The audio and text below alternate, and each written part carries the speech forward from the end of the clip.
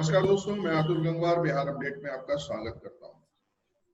बिहार की हर छोटी बड़ी खबर पर हम नजर रखते हैं और खबर को हम खबर की तरह प्रस्तुत ना करके न्यूज नहीं व्यूज पर हम काम कर रहे हैं। और इसके लिए हमारे साथ जुड़े हुए हैं आज वरिष्ठ पत्रकार रवि पाराशर जी। रवि जी नमस्कार, आपका धन्यवाद। स्वागत है। वरिष्ठ पत्रकार अनीता चौधरी जी, अनीता जी आपका भी स्वागत है। बहुत बहुत शुक्रिया। सोशल मीडिया एक्सपर्ट मनीष वत्सी, आपका भी स्वागत है। जी धन्यवाद। बिहार में एक तरफ कोरोना का प्रकोप है, दूसरी तरफ बाढ़ का प्रकोप है और फिर तलाश है बिहार की जनता को, बिहार के विपक्ष के साथ बिहार के मुख्यमंत्री नीतीश कुमार की। नीतीश जी कहाँ लापता है ये किसी को पता नहीं चल रहा है। उनके ट्विटर हैंडल से ऑफिशियल ट्वीट तो हो रहे हैं, लेकिन इतनी बड़ी महामारी के और इतना बड़ा जो बाढ़ का प्रकोप है उसके बीच में वो बिहार की जनता के बीच में जाकर कुछ कार्य नहीं करें। इसको लेकर तमाम अटकलें भी लगाई जा रही हैं कि शायद उनका स्वास्थ्य खराब है या जो भी है। खैर, उनका जवाब तो नीतीश जी को देना है, लेकिन कहीं ना कहीं इसका एक जो नकारात्मक असर चुनावी साल में जो जनता पर पड़ रहा है और विपक्ष इसको भुनाने की कोशिश कर रहा है, रवि जी इस पर आपकी क्या टिप्पणी रहेगी? अतुल जी, बिल्कुल काफ़ी समय हो चुका है, कई महीने कोरोना संकट से जूझते हुए बिहार के लोगों को, क्या पूरे देश और दुनिया के लोगों को हो चुके हैं। और ऐसे में हम देख रहे हैं कि चाहे वो पश्चिमी दुनिया हो, चाहे पूर्वी दुनिया हो, चाहे उत्तरी या दक्षिणी दुनिया हो, सब जगह के जो राजनीतिक प्रमुख हैं वे लगातार अपने लोगों से संबोधित हो रहे हैं कोरोना के लेकर, और कोरोना से जुड़े हुए जो टीके की जो तलाश की जा रही है पूरी दुनिया में उसे लेकर। ये बहुत चौंकाने वाली और बहुत हैरत वाली बात है कि बिहार चुनाव की जद में बैठा हुआ है बिहार के लोग, और कोरोना के बाद अब वहाँ पर बाढ़ जैसी भयानक विभीषिका से करीब करीब 30 लाख के आसपास आबादी बिहार की प्रभावित हो रही है, सीधे सीधे प्रभावित हो रही है। और ऐसे में नीतीश कुमार का किसी सार्वजनिक कार्यक्रम में नहीं दिखाई देना, और सार्वजनिक छोड़िए, आजकल तो जो कार्यक्रम हो रहे हैं सोशल डिस्टेंसिंग उनमें बरती जा रही है, तो सावधानी पूर्वक भी उनका दिखाई न देना मुख्यमंत्री निवास के बाहर, ये थोड़ा सा एक अजीब सी बात एक पत्रकार होने के नाते या एक आम आदमी होने के नाते मुझे लगती है। और जाहिर है कि विपक्ष ऐसी परिस्थितियों में, ऐसे हालात में, ऐसी स्थितियों में सरकार पर बाकायदा हमलावर होगा, जरूर होगा। उसे तो आप मौका दे रहे हो, तो वो जरूर हमला करेगा। और जैसा कि ये मनीष स्पष्ट करेंगे उनके ट्विटर हैंडल पर किस तरीके की जानकारी बिहार की जनता से साझा की जा रही है। मुझे नहीं लगता है कि जो आरोप सरकार पर लगाए जा रहे हैं उनका कोई बहुत गंभीर जवाब देने का अपने ऑफिशियल ट्विटर हैंडल से नीतीश कुमार कोई प्रयास भी कर रहे हैं, उनकी टीम कोई प्रयास भी कर रही है। तो निश्चित रूप से एक मुखिया का नदारद रहना, अदृश्य रहना, लापता रहना, गायब रहना, पूरे परिदृश्य से सीधे सीधे गायब रहना, ये एक बहुत चिंता की बात भी है और एक बड़ा अजीब सी बात भी है। जी जी जी। नीतीश का गायब होना चिंता की बात वैसे भी बहुत है, क्योंकि वो ऐसा दिखाई नहीं देता वो कि वो समस्या से मुंह मोड़कर किसी कोने में बैठने वाले व्यक्ति हैं। लेकिन इस हालत में भी अगर वो नहीं दिखाई दे रहे तो कहीं ना कहीं एक और चिंता बनती है कि सब कुछ ठीक तो है, नीतीश जी स्वस्थ हैं।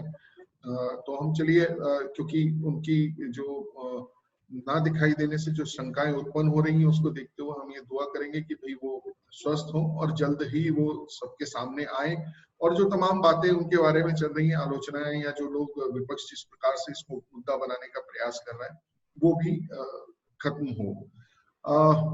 आज एक और खबर बड़ी चर्चा में है, हालांकि उसका मनोरंजन से जगत से वास्ता है, लेकिन कहीं ना कहीं उसको भी एक राजनीतिक रंग देने का प्रयास किया जा रहा है। और पिछले कुछ दिनों में देखा गया है जो बॉलीवुड के जो एक्टर जो बिहार के ही थे, सुशांत सिंह राजपूत, उनकी आत्महत्या को लेकर कई कयास लगाए जा रहे हैं कि उनकी हत्या हुई है, आत्महत्या की है उन्होंने। अगर आत्महत्या की है तो उसके पीछे कारण क्या है? पीछे शेखर सुमन भी एक प्रेस कॉन्फ्रेंस में तेजस्वी के साथ बैठे थे, तो वहां भी उन्होंने जिक्र किया। तो कहीं ना कहीं ऐसा लगता है कि विपक्ष उसको भी कहीं एक मुद्दा बनाने के लिए सोच रहा है या मुद्दा बन सकता है।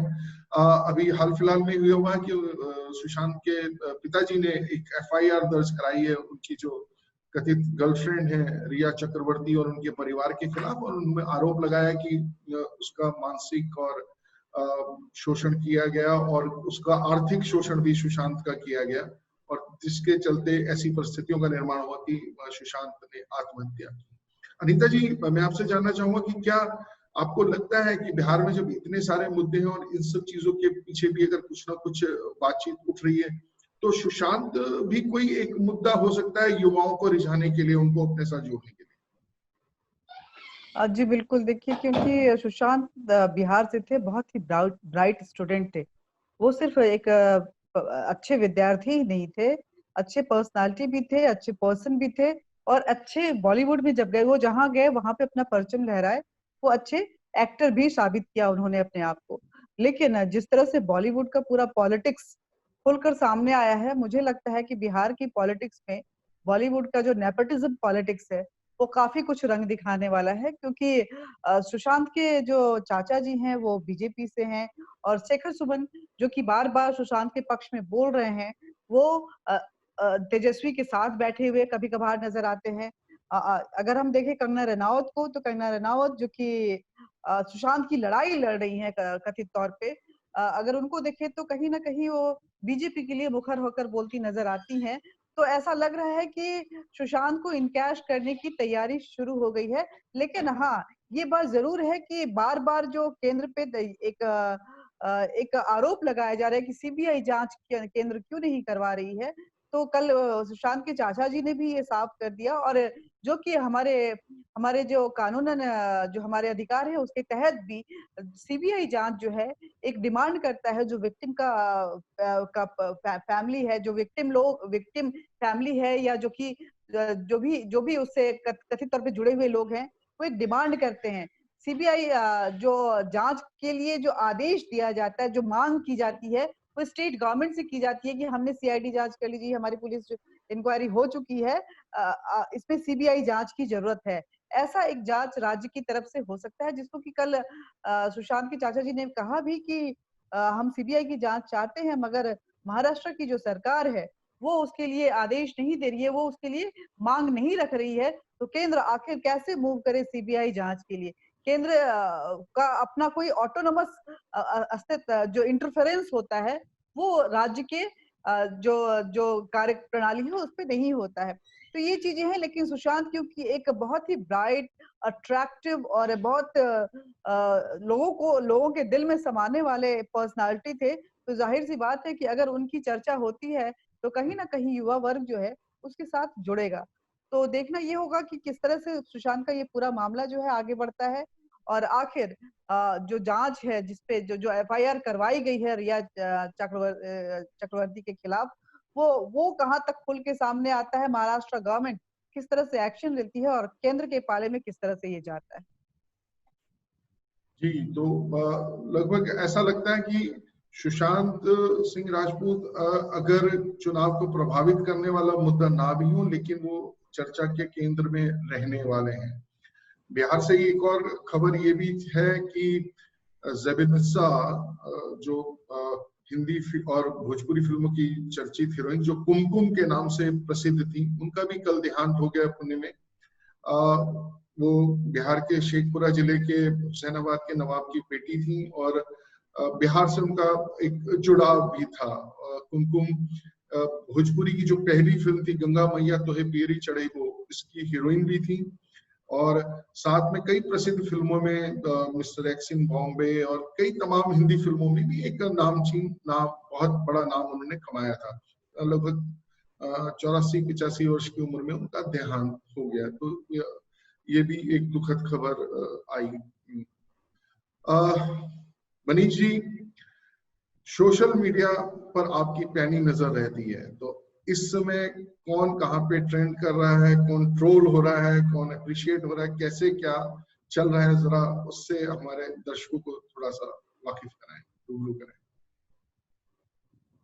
जी जैसा अभी थोड़ी देर पहले रवि सर ने भी बताया था कि सोशल मीडिया पे नीतीश कुमार की उपस्थिति और बाकी जगहों पे उपस्थिति पे लगातार विपक्ष हमले कर रहा है। तेजस्वी यादव अक्सर ये उठाते रहते हैं, सवाल उठाते रहते हैं, हालांकि वो भी ट्विटर पर ही सवाल उठाते हैं कि मुख्यमंत्री लगभग 4 महीने से, जब कोरोना का संकट पूरे प्रदेश में छाया हुआ है, कहाँ है, कोई बयान क्यों नहीं देते, मुख्यमंत्री बाहर क्यों नहीं आते, जनता की चिंता क्यों नहीं करते। तो मैं मुख्यमंत्री का ऑफिशियल हैंडल देख रहा था, ट्विटर हैंडल देख रहा था, तो पूरे जुलाई महीने में कोरोना से रिलेटेड, हालांकि उनके ट्वीट्स बाकी मुद्दों पे हैं, बाकी चीजों पे उन्होंने ट्वीट किए हैं, मीटिंग्स की चर्चा की है, या फिर किन्हीं का देहांत हो गया, जैसे हाल ही में लालजी टंडन का देहांत हुआ था तो उन पर उनके ट्वीट्स हैं। इसके अलावा बिहार में वज्रपात से बहुत सारे लोगों की मौत हुई, उस पर लगातार उनके ट्वीट्स होते हैं। पूरे जुलाई महीने में कोरोना के मसले पे मुख्यमंत्री का 4 ट्वीट है। पहला ट्वीट उन्होंने लगभग 10 जुलाई के करीब का उनका ट्वीट है, जिसमें उन्होंने बिहार के लोगों से कहा है कि डरने की जरूरत नहीं है, लगभग हमारे प्रदेश का 71% रिकवरी रेट है, सो कोई पैनिक ना हो, सोशल डिस्टेंसिंग का पालन करें। इसके अलावा कुछ जानकारी उन्होंने 17 जुलाई को दिया है। इसके अलावा हाल ही में 3 दिन पहले कोई वीसी हुआ था कोरोना और बाढ़ के मुद्दे पर, तब उनका ट्वीट आया था। अभी कल एक मुख्यमंत्री का ट्वीट आया है जिसपे विपक्षी नेता तेजस्वी यादव ने व्यंग किया है, एक तरह से कह सकते हैं ट्विटर पे उसको ट्रोल करना भी कहते हैं, तो ट्रोल किया है। मुख्यमंत्री ने लिखा है कि उन्होंने प्रधान सचिव से कहा है कि अस्पताल में जो जितने भी प्रदेश के अस्पताल है, वहाँ जो कंट्रोल रूम है, उनके माध्यम से, कंट्रोल रूम के माध्यम से अस्पतालों में भर्ती मरीजों से प्रतिदिन बात करें, उनके स्वास्थ्य की स्थिति की जानकारी लें, दवा की उपलब्धता की जानकारी लें, उनके समस्याओं से संबंधित जितनी भी जानकारी लें है वो स्वास्थ्य विभाग के प्रधान सचिव लें। इस पर तेजस्वी यादव ने लिखा है कि गजब मुख्यमंत्री जी, क्या 4 महीने से आपने इस साधारण और सामान्य सी प्रक्रिया को अपनाने के लिए स्वास्थ्य मंत्री और उनके प्रधान सचिव को नहीं कहा था क्या?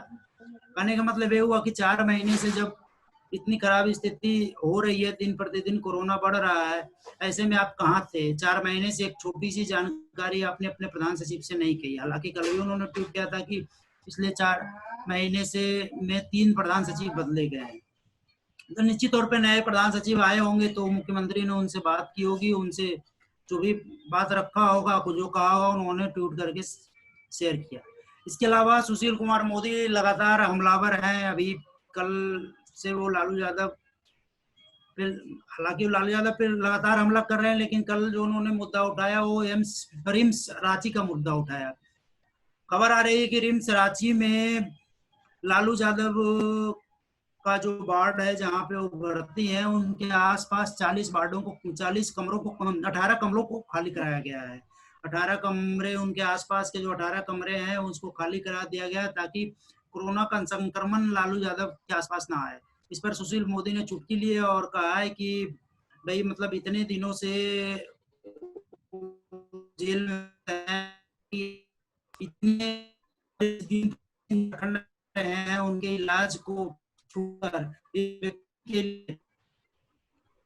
क्यों पूरी सरकार, पूरी झारखंड की सरकार एक व्यक्ति को बचाने में क्यों लगी है? अगर ऐसा है तो लालू यादव को किसी एक ऐसे जगह पे शिफ्ट किया जाए जहां लोगों को तकलीफ ना हो। हालांकि राबड़ी देवी ने भी सुशील कुमार मोदी पर हमला किया। उन्होंने जो सुशील कुमार मोदी लगातार 15 साल की उपलब्धियों और 15 साल के कुशासन की बात करते हैं, उस पर राबड़ी देवी ने लिखा है, झूठ बोले कौवा काटे। किसी और नाम से सुशील मोदी को संबोधित करते हुए कहा है, मेवालाल मोदी ने 15 सालों में उपलब्धियां गिनाने लायक कोई काम नहीं किया, जब डबल इंजन की सरकार के दोनों इंजन कबाड़ा हो गए हैं। तो इस तरह के सोशल मीडिया पर आरोप का दौर चल रहा है। हालांकि जमीनी स्तर पर कोई नेता दिख नहीं रहे, चुनावी साल है। जी बिल्कुल, आरोप प्रत्यारोप का दौर तो चल ही रहा है और कहीं ना कहीं जो राजनीति हो रही है और कुछ बातें तो ऐसा लग रहा है कि आम जनता की सोच के साथ आम जनता की हालत क्या है कोरोना को लेकर और अगर लालू जी के लिए 18 कमरे आसपास के उनको कोरोना से बचाने के लिए खाली कराने पड़ रहे हैं, तो मतलब, और आम आदमी के लिए एक बिस्तर उपलब्ध नहीं है बिहार में या देश में भी और जगह भी अगर देखा जाए तो बहुत अच्छी स्थिति स्वास्थ्य सेवाओं की नहीं है। खाली बिहार पर ही क्यों दोष लगाया जाए। एक इस तरीके की राजनीति भी रवि जी चल रही है कि विपक्ष पहले तो सरकार को उस बात के लिए लताड़ रहा है कि जो प्रवासी मजदूर या जो श्रमिक या जो कामगार या जो लोग बिहार आना चाहते थे उनको लाने के लिए ठीक व्यवस्था नहीं की गई। लेकिन वही देखने में ये भी आ रहा है कि अब कोरोना का दोष जब सरकार पे मढ़ रहे हैं तो इस बात को भी भूल रहे हैं कि जिन लोगों की वो चिंता कर रहे थे, अधिकांश लोग कोरोना का संवाहक होकर बिहार पहुंचे। तो एक तरीके से ये भी माना जा रहा है कि कोरोना संक्रमण को फैलने में कहीं ना कहीं जाने अनजाने जो लोग डर कर अपने घरों को पहुंचे उनका भी कुछ ना कुछ योगदान रहा।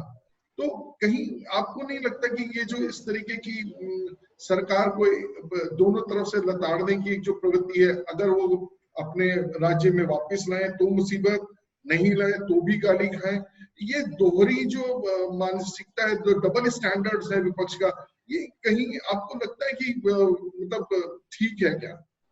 देखिए, आदमी की एक ये स्वाभाविक सी मानसिकता होती है कि अगर कुछ करना हो तो बड़ा मुश्किल होता है, अगर केवल बोलना हो, जुबान हिलानी हो तो बहुत आसान होता है। आप किसी भी चीज को लेकर 100, 200, 300, 400 सवाल उठा सकते हैं, लेकिन वही खुद को अगर करना हो तो वो बड़ा मुश्किल हो जाता है। तो आजकल दुर्भाग्यपूर्ण स्थिति ये है कि दुनिया के सबसे बड़े लोकतंत्र जो हमारा देश है भारत, वहां पर विपक्षी पार्टियों का केवल और केवल एक ही मकसद, एक ही काम रह गया लगता है कि जो भी सत्तारूढ़ सरकार हो उसको आप पानी भर भर के कोसिए, काम करने मत दीजिए। तो ये जो आप जो कह रहे हैं कि भाई, और ये बड़ी स्वाभाविक सी बात है क्योंकि कोरोना के बारे में कोई नहीं जानता था। शुरुआत में तो किसी को कुछ भी नहीं पता था, केवल एक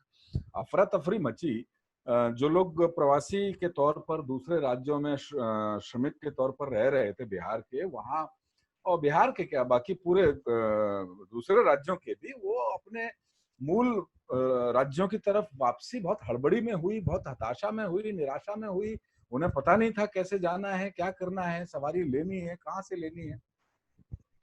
तो बहुत सारी स्थितियां बनी और सीधी सी बात है कि इस तरह की पलायन की जो स्थितियां हैं उनमें प्रिवेंटिव मेजर्स की तरफ ध्यान दिया जाना, उस समय तो इमर्ज कर रही थी सारी सिचुएशन, तो उस समय बहुत सारे एहतियात बरते जाना और वो संभव नहीं था।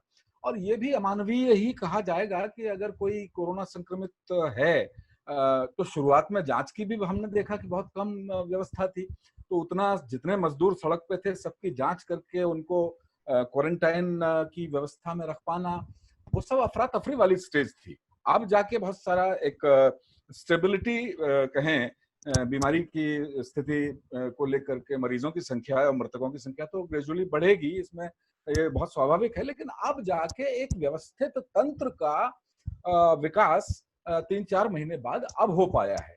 तो मुझे लगता है कि इस पर कोई सियासी नफा या नुकसान लेने की, बल्कि नफा लेने की जो प्रयास है वो अमानवीय प्रयास है। इस तरीके का हरकतें नहीं की जानी चाहिए कि भाई कोई आदमी बीमारी से जूझ रहा है, उसके ऊपर खड़े होकर के हम अपना कुछ कद, राजनीतिक कद बढ़ाने का प्रयास करें, तो ये सही नहीं है। लेकिन आप भी जानते हैं, मैं भी जानता हूँ, अनीता जी भी जानती हैं, मनीष जी भी जानते हैं कि चुनाव आजकल येन केन प्रकारेण किसी भी तरह से, वो जो पहले एक नैतिकता चुनाव प्रचार में रहती थी, एक संयम रहता था, धीरज रहता था, वो अब नहीं है। और सोशल मीडिया ने तो और बहुत सारे 7 पर्दे खोल दिए हैं।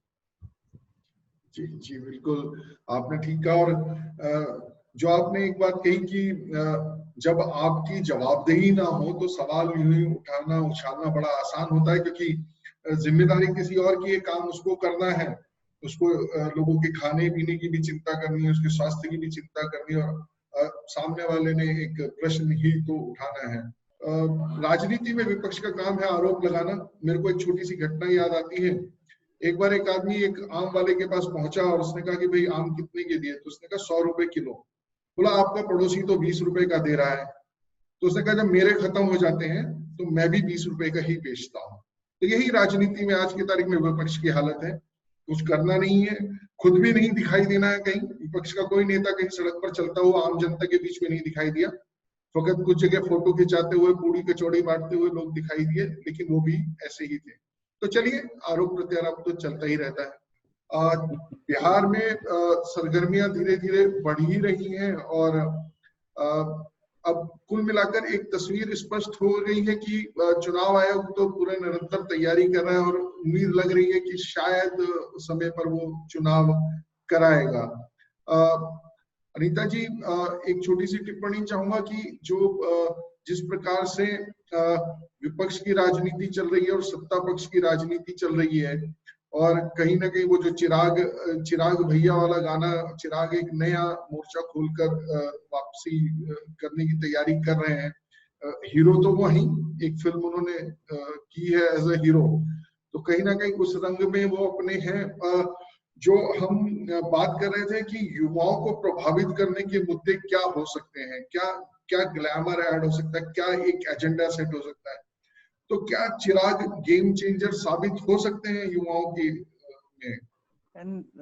चिराग जब पहली बार इलेक्शन जीते तो उनको उनके काम पे नहीं, बल्कि उनकी लुक पे, और उनके पिताजी के क्योंकि जिस सीट को वो जीते थे वो वहां पे पास जो एलजेपी है उनका बहुत ज्यादा पकड़ उनकी नहीं थी, लेकिन उस जगह से वो जीते।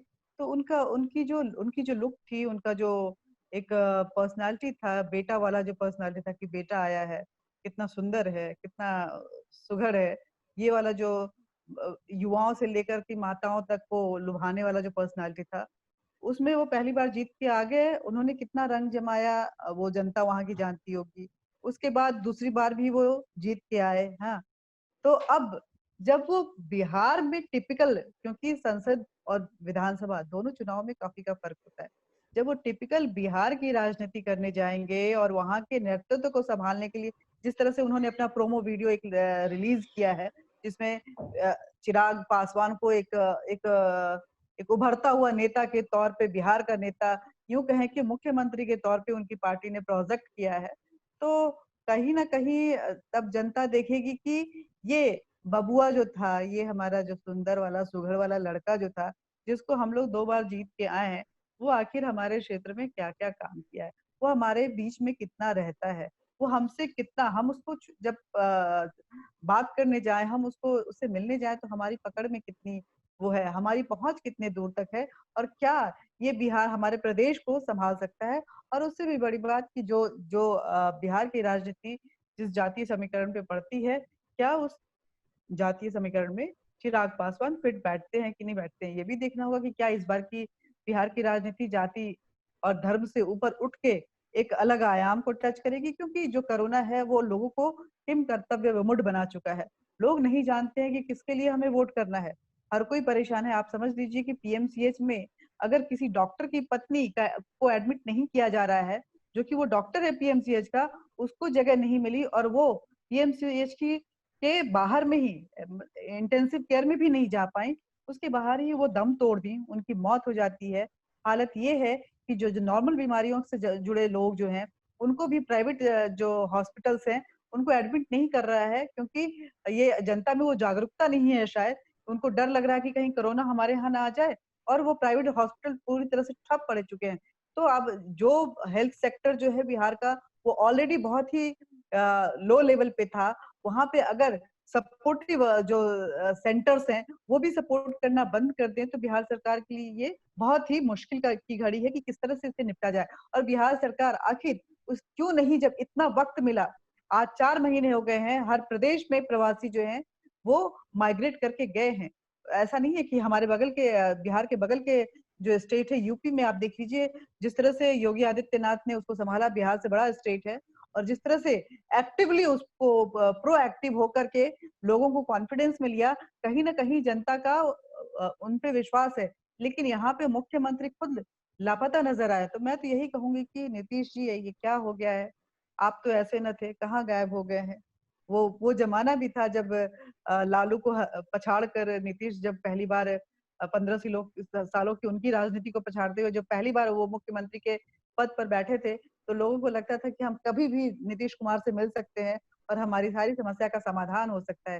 लेकिन अगर आज वो मुख्यमंत्री कहीं नजर नहीं आ रहा है, तो कहीं ना कहीं मुख्यमंत्री अपनी जिम्मेदारियों से मुंह मोड़ रहा है और जनता के बीच जो गैप क्रिएट हो रहा है। तो विपक्ष का काम है, विपक्ष सवाल खड़े करेगा। विपक्ष इसीलिए होता है कि जी सवाल जी खड़े करे, तो मुख्यमंत्री पे सवाल खड़े किए जा रहे हैं। जी जी, आप तो ऐसे ना थे।